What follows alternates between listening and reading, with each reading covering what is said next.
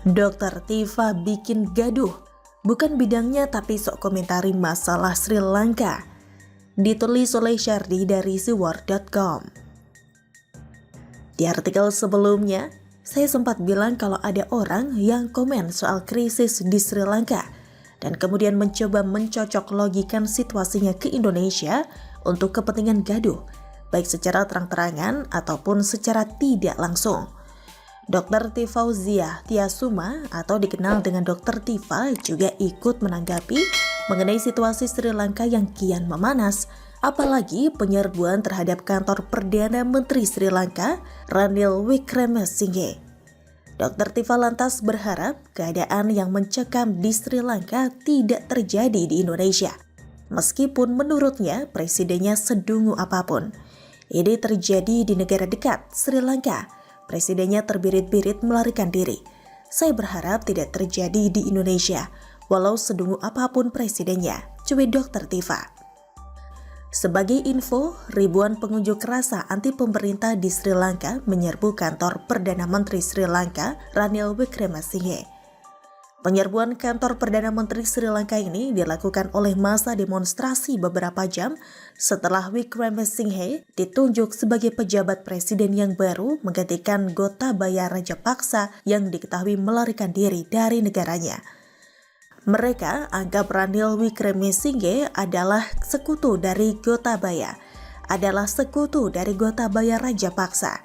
Sri Lanka Today, setelah presidennya lari terbirit-birit ngibrit, hari ini Perdana Menterinya dikuyang-kuyang rakyatnya. Presiden dan Perdana Menteri sebelah sana saat ini lagi ketar-ketir sambil bikin plan A, B, C, D, kabur kemana, naik apa, duit-duit pindahin dulu kemana, cuitnya lagi. Ada dua pertanyaan yang perlu direnungkan. Pertama, kenapa seorang dokter kepoin soal urusan luar negeri? Orang ini dokter atau pakar geopolitik?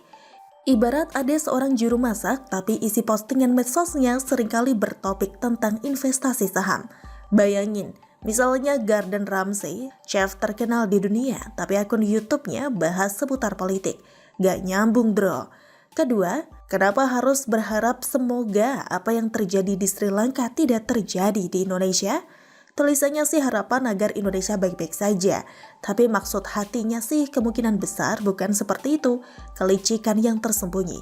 Dokter tapi ngeributin masalah yang bukan bidangnya, maka yang terjadi adalah kekonyolan dan pembodohan publik. Dia seorang dokter tahu apa soal kejadian di Sri Lanka? Ini tidak ada bedanya dengan seorang rektor bodoh yang sok bicara soal politik dan mendukung gubernur seiman di ibu kota. Jadinya terlihat sangat lawak deh. Lebih baik gelar dokter dibuang saja, malu dengan profesi dokter yang ributin masalah yang bukan bidangnya.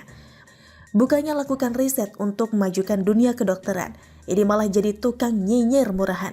Dunia kedokteran Indonesia sudah cukup ketinggalan oleh negara tetangga seperti Malaysia, Singapura, dan Thailand. Ditambah lagi dokter konyol seperti dia, bikin malu saja. Apa kata dunia? Dulu dia juga sempat menyindir Menkyu Sri Mulyani yang sempat terpapar COVID-19 di Amerika Serikat. Katanya sudah 2 kali vaksin dan 1 kali booster dan kena COVID. Dan bilang, untung sudah booster. Memanglah semua akan dungu pada waktunya, tulisnya.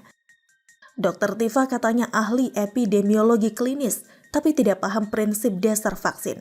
Vaksin tidak dirancang untuk mencegah terpapar COVID-19, tapi mengurangi dampak buruk dari infeksi virus tersebut, dari yang berat menjadi ringan, dan dari yang ringan menjadi tidak ada gejala. Vaksin bukan obat kebal COVID-19, jadi kalian simpulkan sendiri deh siapa sebenarnya yang paling dungu. Ini kayak dungu teriak dungu kan? Negara ini memang banyak sekali gerombolan sakit hati akut. Parahnya, gejala sakit hati ini tidak mengenal latar belakang.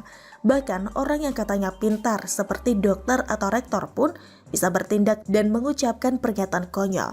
Yang pintar pun bisa kelihatan dungunya. Akademisi komentari politik, dokter komentari tentang politik.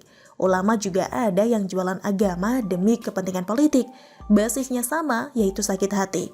Setebal apa kulit wajah mereka sehingga tidak tahu malu seperti itu? Sebagai penutup, tentu kita berharap semoga dunia kedokteran di Indonesia semakin maju dan baik, walau ada 1-2 dokter yang sedungu apapun. Bagaimana menurut Anda? Dalam situasi itu, ada yang bergerak cepat, ada yang bergerak tanggap, yaitu ACT, Aksi Cepat Tanggap. Izinkan saya menyampaikan terima kasih. Apresiasi ada ruang kosong yang lalu diisi. Kami di pemerintah tentu saja menjalankan tugas konstitusional kita. Karena itu kita memberikan bantuan sosial.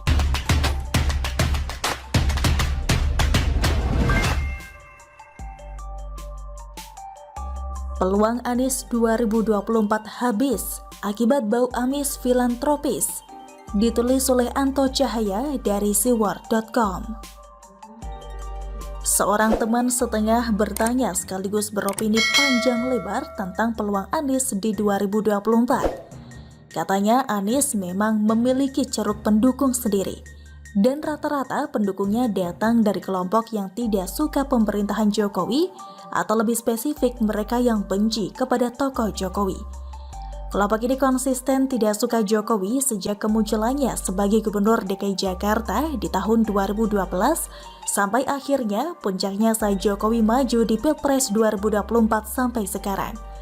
Oke, kita lupakan sejenak tentang para pembenci Jokowi. Biarkan mereka tenggelam di samudera kebencian sampai entah kapan. Lalu bagaimana dengan peluang Anies? Tokoh yang satu ini memposisikan dirinya sebagai antitesis dari seorang Jokowi. Secara umum ia merepresentasikan lawan politik Jokowi. Seperti yang sudah disinggung di atas, ia hadir dan muncul ke pentas nasional sebetulnya hampir bersamaan dengan tokoh Jokowi. Anies adalah salah satu kandidat dari 12 tokoh yang ikut konvensi calon presiden dari Partai Demokrat di tahun 2013. Mereka dulu bak memilih idol saja. Satu persatu ke atas panggung dan ngoceh ngalor ngidul seolah paling pantas jadi Presiden Republik Indonesia. Sampai akhirnya ucapan mereka tidak ada arti sama sekali. Pasalnya semua bicara teori sebab mereka bukan manusia yang terbiasa mengeksekusi.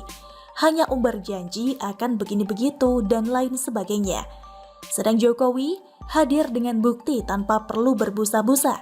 Ia datang atas dorongan rakyat karena melihat kinerjanya saat jadi wali kota Surakarta dan Gubernur DKI Jakarta.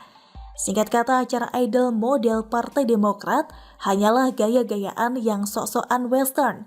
Masyarakat sama sekali tidak tertarik. Tokoh yang muncul melempem macam kerupuk sebelum waktunya tiba. Terlebih Partai Demokrat saat itu dihajar badai.